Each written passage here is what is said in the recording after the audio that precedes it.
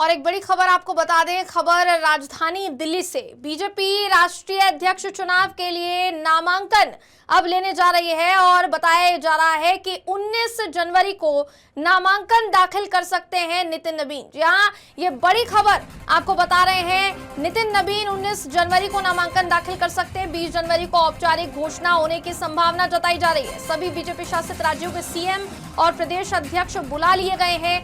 PM Modi और गृह मंत्री अमित शाह प्रस्तावक के तौर पर मौजूद रह सकते हैं। ये बड़ी खबर आपको बता रहे हैं। ये दिल्ली से बड़ी खबर सामने आ रही है। आपकी जानकारी के लिए बता दें कि नितिन नबीन, जी हाँ, बीजेपी के राष्ट्रीय अध्यक्ष चुनाव के लिए नामांकन भरेंगे। 19 जनवरी को नामांकन दाखिल करेंगे नितिन नबीन। अभी फिलहाल नितिन नबीन कार्यकारी अध्यक्ष के तौर पर अपनी भूमिका निभा रहे हैं और राष्ट्रीय अध्यक्ष चुना जाना अभी फिलहाल बाकी है। उससे पहले ये बड़ी खबर सामने आ रही है कि तारीख 19 जनवरी की तय की गई है जब नामांकन दाखिल किया जाएगा और उसके बाद कहीं ना कहीं ये पूरी की पूरी घोषणा जो है वो हो जाएगी। इस पूरे मामले पर ज्यादा जानकारी के लिए हमारे साथ जुड़ रहे हैं दिल्ली से दीपक से ज्यादा जानकारी लेंगे।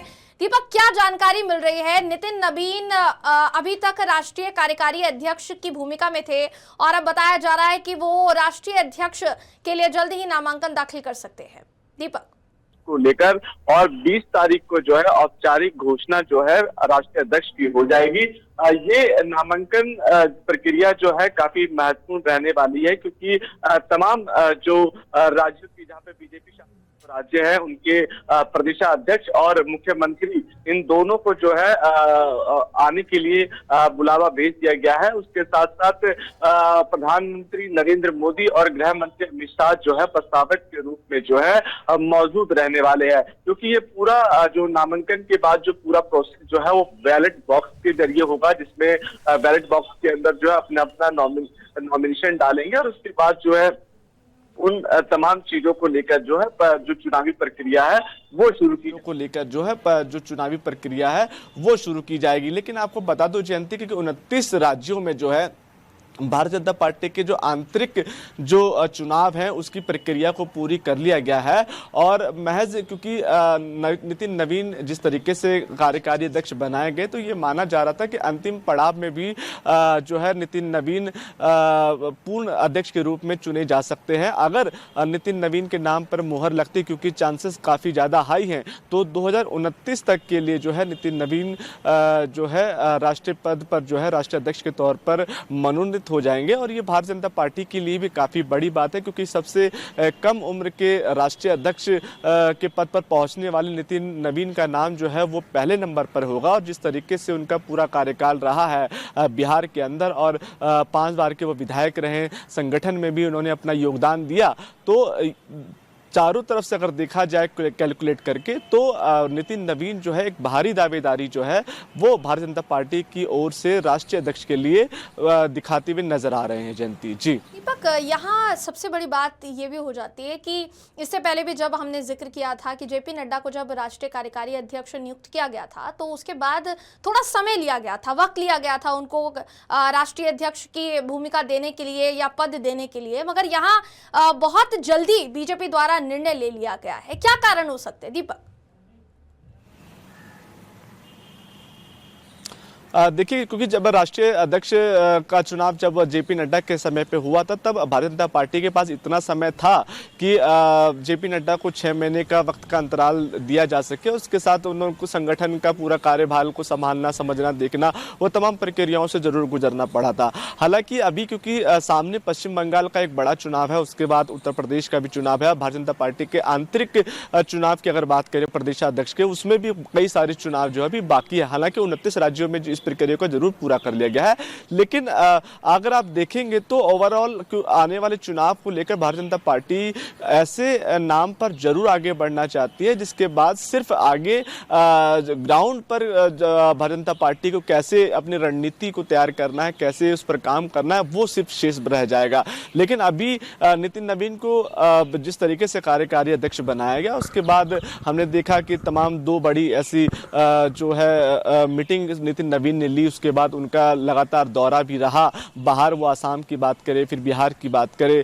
उसके बाद ओवरऑल अगर देखा जाए, क्योंकि नितिन नवीन के नाम को लेकर तमाम संगठन के जो मेंबर्स हैं संगठन के, चाहे वो महासचिव हों, चाहे तमाम जो लोग हैं, उनकी जो पात्रता जो देखने को मिली नितिन नवीन के लिए, वो काफ़ी मजबूत स्थिति में दिखाई दी। और जिस तरीके से वो मिलना जुलना रहा, चाहे वो प्रधानमंत्री से उन्होंने मुलाकात करी, गृह मंत्री से भी उन्होंने मुलाकात करी, हमने देखा कि जब वो कार्यकारी अध्यक्ष बनकर जब भारतीय जनता पार्टी के मुख्यालय पहुंचे तो खुद अमित शाह जो है इंतजार करते हुए दिखाई दिए। तो ये इस बात का बड़ा सबूत था कि सिर्फ कार्यकारी अध्यक्ष, और ये इतिहास भी रहा है भारतीय जनता पार्टी के दो अध्यक्षों को लेकर भी, कि जो कार्यकारी अध्यक्ष होता है वो अंतिम रूप में भी पूर्ण अध्यक्ष के रूप में चुना लिया जाता है। और यही कारण है क्योंकि आगे चुनाव है, समय कम है भारतीय जनता पार्टी के पास, और नितिन नवीन के अंतिम मुहर, क्योंकि अगर खरमास का समय अगर देखा जाए, खरमास अगर नहीं होता तो ये चीजें जल्द ही पूर्ण कर ली जाती, क्योंकि चूंकि खरमास का समय था। तो अब भारतीय जनता पार्टी ये चाह रही है कि 19 तारीख को जो है नॉमिनेशन दाखिल हो, उसके बाद बैलेट बॉक्स के जरिए चुनाव हो, और 20 तारीख को औपचारिक ऐलान जो है भारतीय जनता पार्टी के खेमे से राष्ट्रीय अध्यक्ष की कर ली जाएगी। अगर ये चुनाव राष्ट्रीय अध्यक्ष के नाम पर नितिन नवीन की पूरी तरीके से लगने की ज्यादा चांसेस है, और नाम अगर आता है तो यकीन मानिए कि पश्चिम बंगाल में फिर नितिन नवीन के नेतृत्व में जो है भारतीय जनता पार्टी आगे बढ़ेगी। जी बिल्कुल, देखिए नितिन नवीन पश्चिम बंगाल चुनाव से पहले राष्ट्रीय अध्यक्ष के तौर पर नियुक्त कर लिए जाएंगे, इसकी भी तो संभावना जो है वो जताई जा रही है दीपक। लेकिन इसी के साथ साथ अगर देखा जाए तो एक अहम चुनाव उत्तर प्रदेश का भी विधानसभा चुनाव है, जिसके लिए बीजेपी की तैयारियां अभी से कहीं ना कहीं शुरू हो गई है। तो ये क्या माना जा सकता है कि पश्चिम बंगाल के साथ साथ यूपी में भी तैयारियां जोरों पर हो और उसमें कोई कोर कसर ना रह जाए, इसीलिए सबसे पहले जो निर्णय है वो नितिन नवीन को राष्ट्रीय अध्यक्ष बनाने को लेकर लिया जा रहा है दीपक? देखिए, क्योंकि भारतीय जनता पार्टी के लिए दोनों ही चुनाव काफी महत्वपूर्ण हैं, और दोनों ही चुनावों की अगर बात करें, दोनों ही राज्यों की अगर बात करें, तो पूर्वांचली वोटर्स का जो दबदबा है वो काफी ज्यादा अधिक है। अगर उत्तर प्रदेश में भी आप देखेंगे तो सटा हुआ इलाका बिहार से लगता है, अगर पश्चिम बंगाल भी आप देखेंगे तो वहां भी सटा हुआ इलाका बिहार है। तो दोनों एंड से आप देखेंगे तो नितिन नवीन का नाम बिल्कुल फिट बैठता है। और चूंकि जिस तरीके से बिहार के अंदर एनडीए ने प्रचंड जीत हासिल करी है, और आप ये भी आप समझ सकते हैं कि बिहार के जो लोग हैं आपको हर एक राज्य में मिल जाएंगे।